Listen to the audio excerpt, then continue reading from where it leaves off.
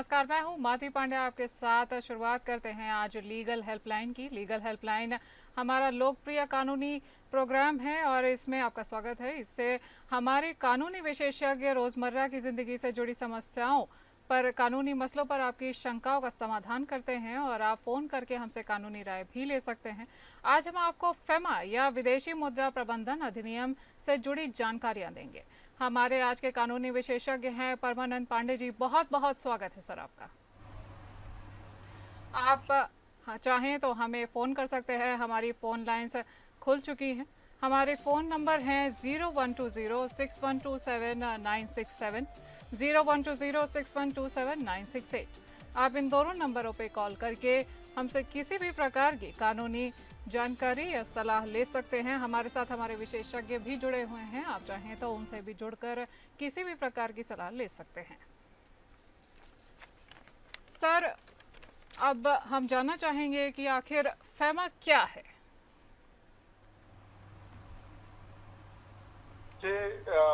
Miss Pandey, ऐसा है कि ये FCRA जो है फॉरेन करेंसी रेगुलेशन एक्ट है। इसमें ऐसा है कि जो करेंसी शब्द जुड़ गया है, इसका मतलब ये है कि पूरी तरह से इसमें कोई जो बाहर से फॉरेन से आप लेन देन करते हैं, जो रुपया आता है या पैसे में डॉलर में आता है या किसी भी करेंसी में आता है, उसकी पूरी तरह से आपको कानूनी प्रक्रिया का पालन करना पड़ेगा। और अगर कानूनी प्रक्रिया का आप पालन नहीं करते हैं तो ये अवैध माना जाएगा। इसके लिए यह है कि ये वास्तव में ये कानून कब लागू हुआ था? 1976 में। 1976 में लागू हुआ था, जब इमरजेंसी थी देश में और लोगों को ये बहुत आशंका थी उस समय के तत्कालीन प्रधानमंत्री को, खास तौर पर, कि विदेश से पैसा आ सकता है जो इस देश की जड़ों को कमजोर कर सकता है या यहाँ पर उथल पुथल मचा सकता है। ऐसी स्थिति थी।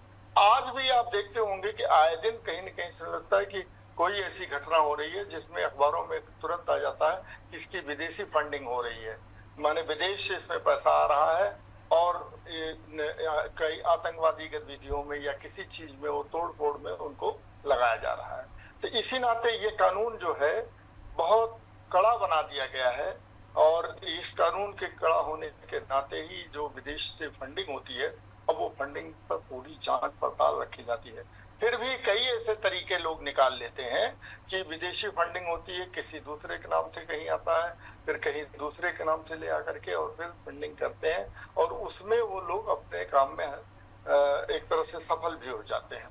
ये इसका उद्देश्य है कि आप विदेशी फंडिंग को, फॉरेन कंट्रीब्यूशन को किसी तरह से रोक क्या सकें, आप उसको पूरी तरह से कानूनी रूप से चैनलाइज कर सकें, यही इनका उद्देश्य है। जी सर, ये तो बात हो गई फॉरेन एक्सचेंज मैनेजमेंट एक्ट यानी फेमा की। अगर हम बात करें फॉरेन एक्सचेंज रेगुलेशन एक्ट की, तो हम जानना चाहेंगे कि मतलब दर्शकों को आप ये बताएं कि इसमें क्या होता है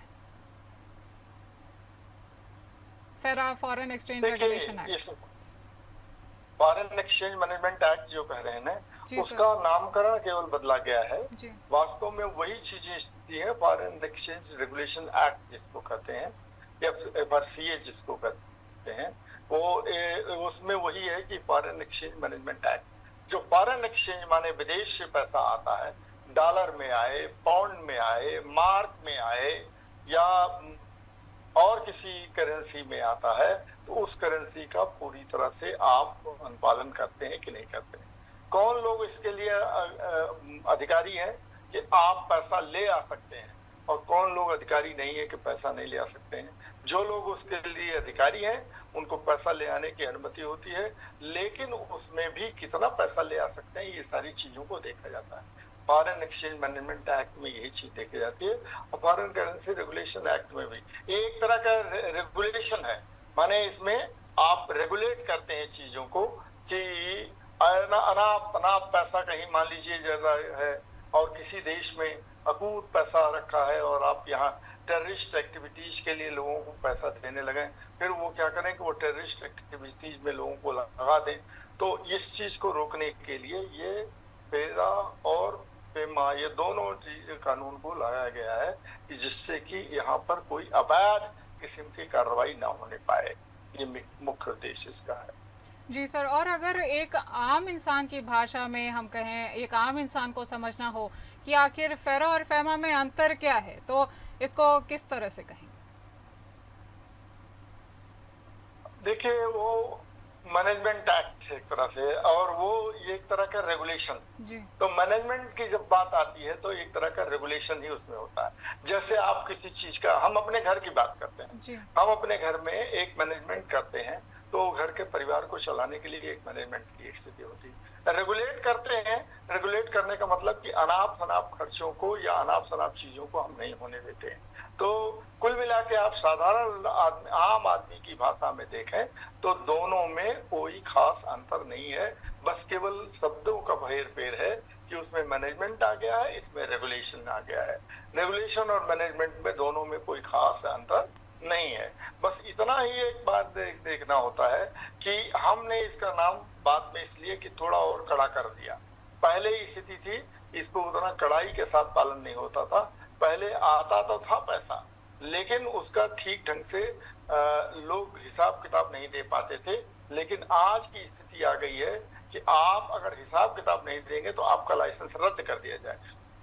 हालांकि पीछे भी ऐसी स्थिति थी कि अगर कोई उसका हिसाब नहीं देता है ठीक से तो जी। उसके लाइसेंस को रद्द किया जाएगा, उसके आवागमन को रोक दिया जाएगा। ये फॉरेन एक्सचेंज है ना, तो विदेशी मुद्रा है। इस विदेशी मुद्रा का एक तरह का विनियमन की बात हो गई है, रेगुलेशन की बात है, इसमें प्रबंधन की बात हो गई है। यही दोनों में आप शब्दों का हेर फेर देख लीजिए, अन्यथा कोई जो इनका उद्देश्य है, उद्देश्य में कोई खास परिवर्तन नहीं है। जी सर, ये तो मतलब साफ है जो आपने कहा कि उद्देश्य दोनों का एक ही है। अब इसमें अगर हम जानना चाहें कि एनफोर्सिंग अथॉरिटी क्या होती है फेरा और फेमा दोनों को लेकर के, और कौन सी अथॉरिटी है जो इसे मैनेज करती है, मॉनिटर करती है? देखिए, मॉनिटर करने का जो ऐसी स्थिति है दिल्ली में, तो एक जो आप देखेंगे तो दिल्ली में इसके लिए एक आईजी रैंक का एक ऑफिसर होता है जी। पुलिस में, जो इस चीज को देखता है कि कहाँ कैसे किसका रजिस्ट्रेशन हुआ है और कैसा और कितना पैसा आया है। ये दोनों के में देखा गया है। इसी तरह से अन्य राज्यों में भी है कि अगर पैसा आ रहा है तो कहाँ पैसा का खर्च हो रहा है, और ये पैसा मंगाने वाले कौन लोग हैं, ये एजेंसी, और देने वाले कौन लोग हैं, ये भी देखना होगा। कि बहुत सारी ऐसी चीजें देखा होगा, आपने अखबारों में पढ़ा होगा कि कहते हैं ना कि कोई अमेरिकन है जिसको कहते हैं सोरेश है, या कोई और भी है जो मस्क है, वो इतना पैसा दे देते हैं किसी कंपनी को, किसी चीज को, कि वो आपको कहते हैं कि मेरे मन माफिक आप यहाँ काम करिए। और कई लोग तो ये कहते हैं कि जैसे आप हिंदुस्तान में रह रहे हैं, चाइना से फंडिंग हो रही है। कई लोग तो ये कह देते हैं कि यहाँ से आप पैसा भेज रहे हैं और हमको दवाई कराने के लिए लोगों को जरूरत पड़ती है, तो वो किसी दूसरे बैंक में ले आते हैं। आपने देखा होगा कि इस देश का भी पैसा ऐसा गया है कि इस देश की मनी भी, जैसे स्विस बैंक में, स्विस बैंक का नाम बहुत खास तौर पर लिया जाता है कि स्विस बैंक में पैसा जमा है, यानी पैसा हमारा जमा हुआ है वहां पर स्विस बैंक में, हम जरूरत ले आए पड़ेगी तो ले आएंगे। वहां पर हालांकि कोई इंटरेस्ट नहीं होता है, कोई हिसाब किताब नहीं होता है। तो ये तो विदेश के लोगों का है जो अपना पूरी का पूरी तरह से उनकी इकोनॉमी उसी पर चलती है। हमारे यहाँ की इकोनॉमी में ऐसा है कि इस देश की इकोनॉमी को अगर चलाना है ठीक ढंग से तो फॉरेन फंडिंग होती है तो ठीक है, लेकिन फॉरेन फंडिंग इस ढंग से नहीं होनी चाहिए कि आप जाएं बस्तर की एरिया में धन परिवर्तन कराने लगे किसी के यहाँ पर। अब आप देखिए, एक को पकड़ा गया है अभी बहराइच में, उसके पास से 100 करोड़ रुपए की संपत्ति पकड़ी गई है। उसमें उसने कहा है कि हम लोगों का धन परिवर्तन कराते हैं, और जो जितनी ऊंची जात का होगा उसका उतना, जैसे अगर ब्राह्मण है तो उसका रेट ये है, अगर वो ओबीसी है तो उसका रेट इतना है, शेड्यूल कास्ट है तो उसका रेट इतना है। तो इस ढंग का अवैध कार्य करने वालों पर रोक और ये लगाम लगाने के लिए ही इस दोनों एक्ट को लाया गया है। जी सर, और जब फेरा को हटाकर फेमा लाया गया है तो आखिर कानून में भी कुछ बदलाव हुए होंगे। किस प्रकार के बदलाव हुए हैं कानून? तो देखिए, कानून में बदलाव यही आया है कि आप पहले मान लीजिए फेरा की बात थी कि वो पैसा रेगुलेशन उसको कर देते। अब ये है कि मैनेजमेंट में आप बताइए कि पैसा मैनेजमेंट में कौन लोग मंगवा रहे हैं, रजिस्ट्रेशन है कि नहीं है, इनके रजिस्ट्रेशन में क्या स्थिति बनी हुई है और ये इस रजिस्ट्रेशन का किस ढंग से उपयोग करते हैं। रजिस्ट्रेशन है तो हर साल एनुअल रिटर्न फाइल करते हैं कि नहीं फाइल करते हैं। पहले उसकी कोई लिमिट नहीं थी, कितना भी पैसा मंगा लीजिए। आज की स्थिति है कि 25,000 रुपए से ज्यादा आप मंगाते हैं, और कहां से मंगाते हैं ये खास तौर पर ध्यान।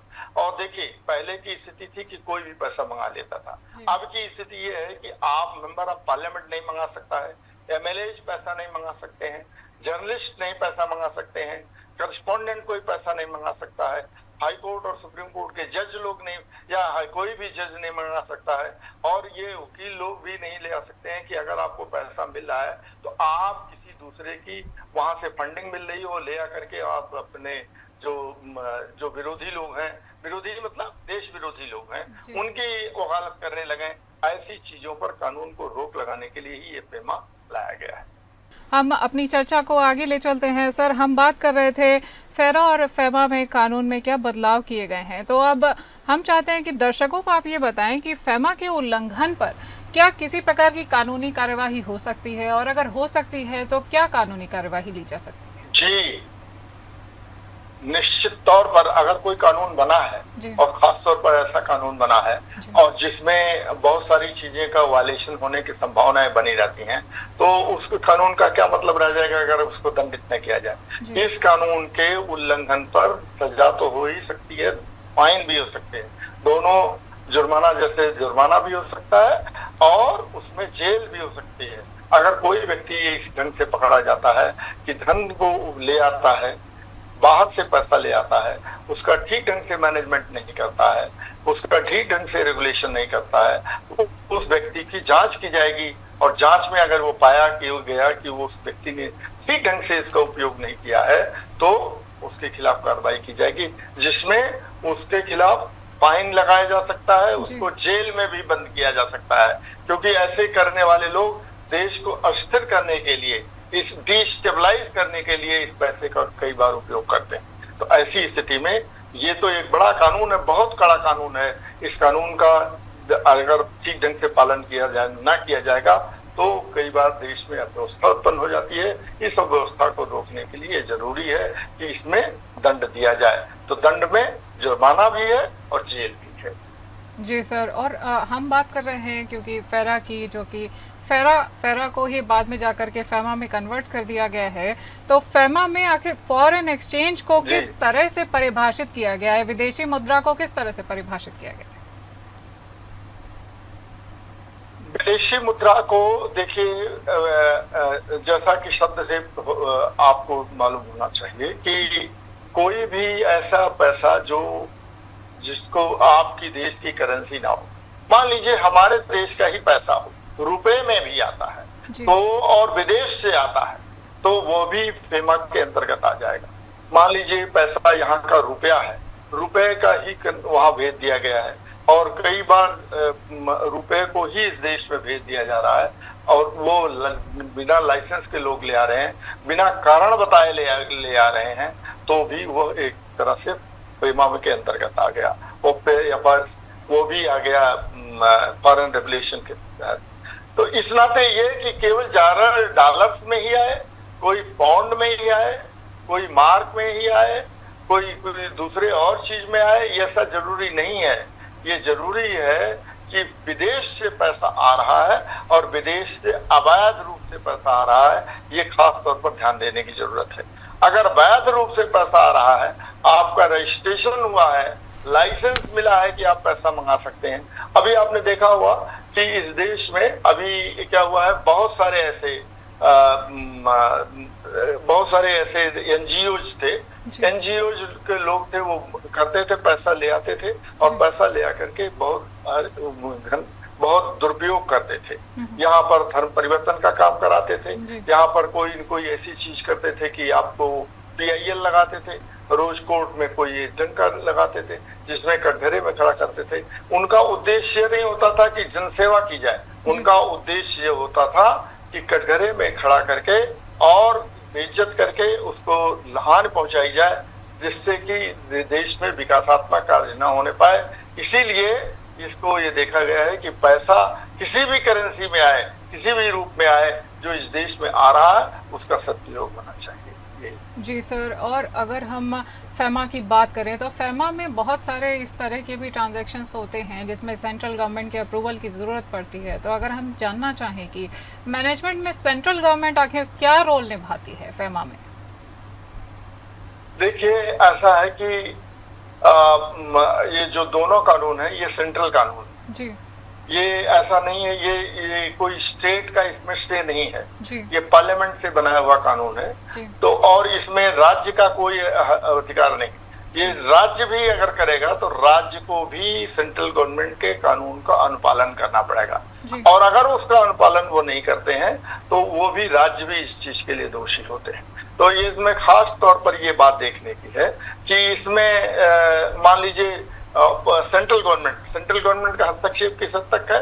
सेंट्रल गवर्नमेंट ही इस चीज को देखती है कि मैनेजमेंट फॉरेन एक्सचेंज का ठीक ढंग से मैनेजमेंट हो रहा है कि नहीं। और एक चीज और भी ध्यान दीजिए कि आप जिस बैंक में चाहे उस बैंक में पैसा ट्रांसफर नहीं करा सकते। इसके लिए एक डेजिग्नेटेड बैंक है, वो स्टेट बैंक ऑफ इंडिया है। केवल स्टेट बैंक ऑफ इंडिया में ही मनी को ट्रांसफर किया जा सकता है और फिर यहां से ट्रांसफर करने के बाद आप जहां पर खर्च है उस बैंक को आप ट्रांसफर कर सकते हैं। तो इस नाते एक सेंट्रलाइज्ड एजेंसी होती है जो इस चीज को देखती है कि किस बैंक में पैसा आ रहा है, कहां से पैसा आ रहा है, किस ढंग से उसका उपयोग किया जा रहा है और कितना पैसा आ रहा है। ये सब चीजों को देखना पड़ता है। कितना पैसा आ रहा है इसके लिए आपको अधिकार दिया जाता है। आप ये नहीं कि अनाप शनाप का जितना चाहे उतना पैसा मंगा लें, आपको कारण देना पड़ता है। और ये 5 साल के लिए लाइसेंस होता है। 5 साल से ज्यादा का लाइसेंस अगर करेंगे तो 5 साल के लिए आपको रिन्यू कराना पड़ेगा। ये खास जरूरी चीज है कि इसमें रिन्यू कराना पड़ता है 5 साल के बाद। और आपको हर साल आपको एनुअल रिटर्न जिसको कहते हैं, एनुअल रिटर्न फाइल करना पड़ेगा। उसमें ये बताना पड़ेगा कि इतना पैसा हमको मिला है, इस पैसे का उपयोग यहाँ पर हुआ है। ये सारी चीजों का हिसाब किताब देना पड़ता है। जी सर, और अगर फॉरेन एक्सचेंज में हम फॉरवर्ड मार्जिन की बात करें तो फॉरवर्ड मार्जिन आखिर क्या होता है?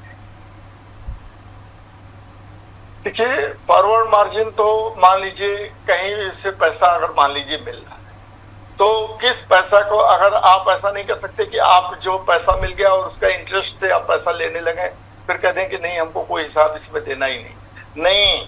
उसका पूरी तरह से आपको अकाउंट फॉर करना पड़ेगा और ये देखना पड़ेगा कि इसका पैसा जहां फॉरवर्ड कर रहे हैं उसमें कितना पैसा जा रहा है, किस चीज को और कितना मार्जिन मिल रहा है।